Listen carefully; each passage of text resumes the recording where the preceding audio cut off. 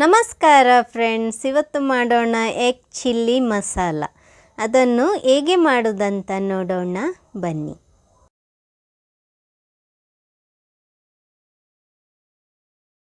ಪ್ಯಾನಿಗೆ ಸ್ವಲ್ಪ ಎಣ್ಣೆ ಹಾಕ್ತಾ ಇದ್ದೇನೆ. ಎಣ್ಣೆ ಬಿಸಿ ಆದ ನಂತರ ಒಂದು ಈರುಳ್ಳಿಯನ್ನು ಹಾಕ್ಕೊಳ್ಬೇಕು.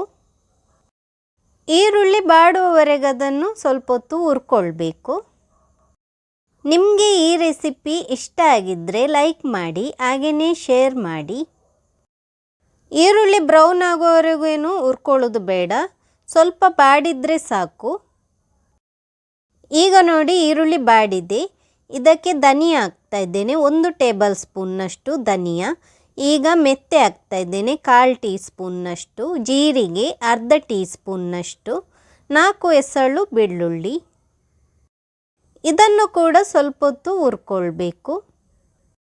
ಸಾಮಗ್ರಿಯನ್ನು ಎಷ್ಟೆಷ್ಟು ಹಾಕಿದ್ದೇನಂತ ನಾನು ಕೆಳಗೆ ಬರೆದು ಹಾಕಿದ್ದೇನೆ, ಅದನ್ನು ನೋಡ್ಕೊಂಡು ಹಾಕಿದ್ರಾಯಿತು. ಕರಿಬೇವು ಹಾಕ್ತಾ ಇದ್ದೇನೆ, ಅದನ್ನು ಕೂಡ ಸ್ವಲ್ಪ ಹೊತ್ತು ಹುರ್ಕೊಳ್ಬೇಕು. ಈಗ ಗ್ಯಾಸ್ ಆಫ್ ಮಾಡೋಣ. ಹುರ್ಕೊಂಡಿರುವ ಸಾಮಗ್ರಿಯನ್ನು ಈಗ ಮಿಕ್ಸಿ ಜಾರಿಗೆ ಹಾಕ್ಕೊಳ್ತಾ ಇದ್ದೇನೆ. ಇದನ್ನು ನುಣ್ಣಗೆ ರುಬ್ಕೊಳ್ಬೇಕು. ಅರಶಿನ ಹುಡಿ ಹಾಕ್ತಾ ಇದ್ದೇನೆ, ಅರ್ಧ ಟೀ ಸ್ಪೂನ್ನಷ್ಟು. ಹಾಗೆಯೇ ಹುಣಸೆ ಹುಳಿ ರುಚಿಗೆ ಎಷ್ಟು ಬೇಕಂತ ನೋಡ್ಕೊಂಡು ಹಾಕಿದ್ರಾಯಿತು. ಈಗ ನೋಡಿ ರುಬ್ಕೊಂಡಾಗಿದೆ, ಹೀಗೇ ರುಬ್ಕೊಂಡ್ರೆ ಆಯಿತು. ಈಗ ಅದನ್ನೊಂದು ಬೌಲಿಗೆ ಹಾಕ್ಕೊಳ್ತಾ ಇದ್ದೇನೆ.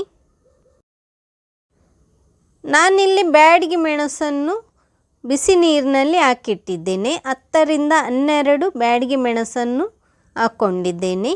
ಇದು 10 ನಿಮಿಷದ ಹೊತ್ತು ನೆನೆಸ್ಕೊಳ್ಬೇಕು, ಆಗ ಇದು ಸಾಫ್ಟಾಗಿ ಬರುತ್ತೆ. ಈಗ ನೋಡಿ ಬ್ಯಾಡಗಿ ಮೆಣಸು ಮೆತ್ತಗಾಗಿದೆ, ಅದನ್ನು ಮಿಕ್ಸಿ ಜಾರಿಗೆ ಹಾಕ್ಕೊಳ್ತಾ ಇದ್ದೇನೆ. ಹೀಗೇ ನುಣ್ಣಗೆ ಪೇಸ್ಟ್ ಮಾಡ್ಕೊಳ್ಬೇಕು. ನೋಡಿ ತೋರಿಸ್ತಾ ಇದ್ದೇನೆ.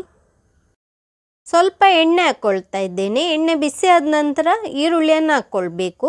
ನಾನು 2 ಈರುಳ್ಳಿಯನ್ನು ತಗೊಂಡಿದ್ದೇನೆ. ಈರುಳ್ಳಿ ಬಾಡುವವರೆಗೆ ಅದನ್ನು ಹುರ್ಕೊಳ್ಬೇಕು. ಈರುಳ್ಳಿ ಬೇಗ ಬಾಡಲಿಕ್ಕೆ ಬೇಕಾಗಿ ನಾನು ಸ್ವಲ್ಪ ಉಪ್ಪು ಹಾಕ್ಕೊಳ್ತಾ ಇದ್ದೇನೆ. ಉಪ್ಪು ಹಾಕಿ ಈರುಳ್ಳಿಯನ್ನು ಹುರಿಯುವುದರಿಂದ ಅದು ಬೇಗನೆ ಬಾಡುತ್ತೆ. ಈರುಳ್ಳಿಯಲ್ಲಿ ನೋಡಿ ನೀರಿನ ಅಂಶ ಇರುತ್ತೆ, ಉಪ್ಪು ಹಾಕಿ ಹುರಿಯುವುದರಿಂದ ಅದು ಕಡಿಮೆ ಆಗುತ್ತೆ ಬೇಗ. ಈರುಳ್ಳಿ ಬಾಡಿದೆ ನೋಡಿ. ಈಗ ಟೊಮೆಟೊ ಹಾಕ್ಕೊಳ್ತಾ ಇದ್ದೇನೆ. ನಾನಿಲ್ಲಿ 1 ಟೊಮೆಟೊ ತಗೊಂಡಿದ್ದೇನೆ, ಅದನ್ನು ಸಣ್ಣಗೆ ಹೆಚ್ಕೊಳ್ಬೇಕು. ಈಗ ಟೊಮೆಟೊ ಬಾಡುವವರೆಗೆ ಅದನ್ನು ಹುರ್ಕೊಳ್ಳೋಣ. ಈಗ ನೋಡಿ ಟೊಮೆಟೊ ಬಾಡಿದೆ. ಈಗ ನಾವು ರುಬ್ಬಿಟ್ಟಿದ್ವಲ್ಲ ಆ ಮೆಣಸಿನ ಪೇಸ್ಟನ್ನು ಇದಕ್ಕೆ ಹಾಕ್ಕೊಳ್ಬೇಕು. ಇದು ಬ್ಯಾಡಗಿ ಮೆಣಸಿನ ಪೇಸ್ಟ್, ನಾವು ಆಗಲೇ ನೀರಲ್ಲಿ ಹಾಕಿಟ್ಟು ರುಬ್ಬಿದ್ವಲ್ಲ ಆ ಪೇಸ್ಟೇ. ಇದನ್ನು ಸ್ವಲ್ಪ ಹೊತ್ತು ಹುರ್ಕೊಳ್ಬೇಕು. ಮೆಣಸು ನಿಮಗೆ ಎಷ್ಟು ಖಾರಕ್ಕೆ ಬೇಕಂತ ನೋಡ್ಕೊಂಡು ಹಾಕಿದ್ರಾಯಿತು. ಈಗ ಇನ್ನೊಂದು ಮಸಾಲೆಯನ್ನು ಹಾಕ್ಕೊಳ್ಳೋಣ. ನಾವು ಆಗಲೇ ಈರುಳ್ಳಿಯನ್ನು ಹುರಿದಿಟ್ಟ ಮಸಾಲೆಯನ್ನು ರುಬ್ಕೊಂಡಿದ್ವಿ ಅಲ್ಲ, ಅದನ್ನು ಹಾಕ್ಕೊಳ್ತಾ ಇದ್ದೀನಿ. ಇದನ್ನು ಕೂಡ ಸ್ವಲ್ಪ ಹೊತ್ತು ಹುರ್ಕೊಳ್ಬೇಕು. ಮಸಾಲೆಯನ್ನು ಹುರ್ಕೊಂಡ ನಂತರ ಅದಕ್ಕೆ ಸ್ವಲ್ಪ ನೀರು ಹಾಕ್ಕೊಳ್ಬೇಕು. ಮಿಕ್ಸಿ ಜಾರನ್ನು ತೊಳ್ಕೊಂಡು ಸ್ವಲ್ಪ ನೀರು ಹಾಕಿದ್ರಾಯಿತು. ಸ್ವಲ್ಪ ಉಪ್ಪು ಹಾಕ್ತಾ ಇದ್ದೇನೆ, ಉಪ್ಪು ರುಚಿಗೆ ಬೇಕಾದಷ್ಟು. ನಾವು ಆಗಲೇ ಈರುಳ್ಳಿಯನ್ನು ಹುರ್ಕೊಳ್ಳುವಾಗ ಸ್ವಲ್ಪ ಉಪ್ಪು ಹಾಕಿದ್ವಿ, ಅದಕ್ಕೆ ಈಗ ಮಸಾಲೆಗೆ ಉಪ್ಪು ಹಾಕುವಾಗ ನೋಡ್ಕೊಂಡು ಹಾಕಿದ್ರಾಯಿತು. ಮಸಾಲೆಯನ್ನು ನೋಡಿ ಹೀಗೇ ಸ್ವಲ್ಪ ಹೊತ್ತು ಹುರ್ಕೊಳ್ಬೇಕು. ಮೊಟ್ಟೆಯನ್ನು ಮೊದಲೇ ನಾನು ಬೇಯಿಸಿ ಇಟ್ಕೊಂಡಿದ್ದೇನೆ. 6 ಮೊಟ್ಟೆಯನ್ನು ನಾನಿಲ್ಲಿ ತಗೊಂಡಿದ್ದೇನೆ. ಈಗ ನೋಡಿ ಮಸಾಲೆಗೆ ಹಾಕಿದ ನೀರು ಸ್ವಲ್ಪ ಡ್ರೈ ಆಗಿದೆ. ಈಗ ಮೊಟ್ಟೆ ಹಾಕ್ಕೊಳ್ಬೇಕು.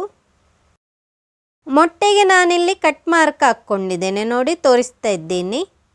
ಹೀಗೇ ನೋಡಿ ಕಟ್ ಮಾರ್ಕ್ ಹಾಕಿ ಮೊಟ್ಟೆಯನ್ನು ಮಸಾಲೆಗೆ ಹಾಕ್ಕೊಳ್ಳಿ. ನಾವು ಕಟ್ ಮಾಡಿ ಮೊಟ್ಟೆಯನ್ನು ಹಾಕ್ಕೊಳ್ತೇವಲ್ಲ, ಅದು ಕಟ್ ಮಾರ್ಕ್ ಹಾಕಿ. ಹಾಗೆ ಮಾಡೋದರಿಂದ ಅದು ಮಸಾಲೆ ಎಲ್ಲ ಚೆನ್ನಾಗಿ ಹಿಡಿಯುತ್ತೆ. ಹೀಗೇ ನೋಡಿ ಮೊಟ್ಟೆಯನ್ನು ಮಸಾಲೆ ಒಟ್ಟಿಗೆ ಚೆನ್ನಾಗಿ ಹೀಗೇ ಮಿಕ್ಸ್ ಮಾಡ್ತಾ ಇರಬೇಕು. ಈ ರೆಸಿಪಿ ನಿಮಗೆ ಇಷ್ಟ ಆಯ್ತಾ ಇಲ್ವಾ ಅಂತ ಕಮೆಂಟ್ ಮಾಡಿ ತಿಳಿಸಿ. ನೀವು ಚಾನಲನ್ನು ಸಬ್ಸ್ಕ್ರೈಬ್ ಮಾಡದಿದ್ದಲ್ಲಿ ಸಬ್ಸ್ಕ್ರೈಬ್ ಮಾಡಲು ಮರೆಯದಿರಿ. Thank you.